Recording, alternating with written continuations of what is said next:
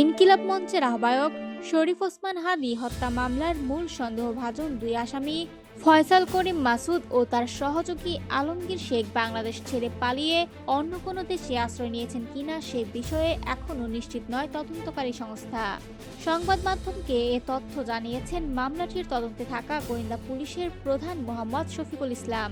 DB প্রধান জানান, প্রধান সন্দেহভাজনদের সঠিক অবস্থান শনাক্ত করতে তদন্ত এখনও চলমান রয়েছে।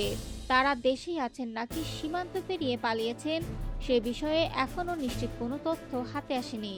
এদিকে গত শনিবার ইনকিলাব মঞ্চ হত্যাকারীদের গ্রেপ্তারের দাবিতে 24 ঘন্টার আলটিমেটাম দেয়। রোববার সন্ধ্যার মধ্যে অগ্রগতির তথ্য জানানো না হলে অন্তর্বর্তী সরকারের স্বরাষ্ট্র উপদেষ্টা অবসরপ্রাপ্ত লেফটেন্যান্ট জেনারেল জাহাঙ্গীর আলম চৌধুরী এবং প্রধান উপদেষ্টার বিশেষ সহকারী খোদা বক্স চৌধুরীর পদত্যাগ দাবি করে বিক্ষুব্ধরা। এই চাপের মধ্যেই রোববার সন্ধ্যায় সচিবালয়ে একটি গুরুত্বপূর্ণ সংবাদ সম্মেলনের আয়োজন করা হয়েছে। সেখানে স্বরাষ্ট্র উপদেষ্টা সহ আইন শৃঙ্খলা রক্ষাকারী বাহিনীর ঊর্ধ্বতন কর্মকর্তারা উপস্থিত থাকবেন। সংবাদ সম্মেলনে শরীফ ওসমান হাদী হত্যা মামলার তদন্তের সর্বশেষ অগ্রগতি তুলে ধরা হবে বলে জানিয়েছে।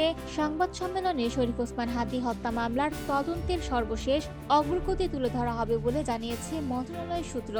ডিবি প্রধান মোহাম্মদ শফিকুল ইসলামও ওই সংবাদ সম্মেলনে উপস্থিত থাকার কথা রয়েছে।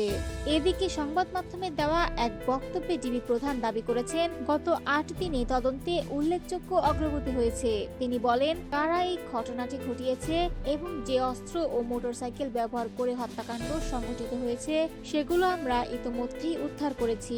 বেশ কয়েকজন আসামিকে গ্রেপ্তার করা হয়েছে। তাদের জিজ্ঞাসাবাদের মাধ্যমে এখন আমরা পলাতক অন্য আসামিদের বিষয়ে তথ্য সংগ্রহের চেষ্টা করছি।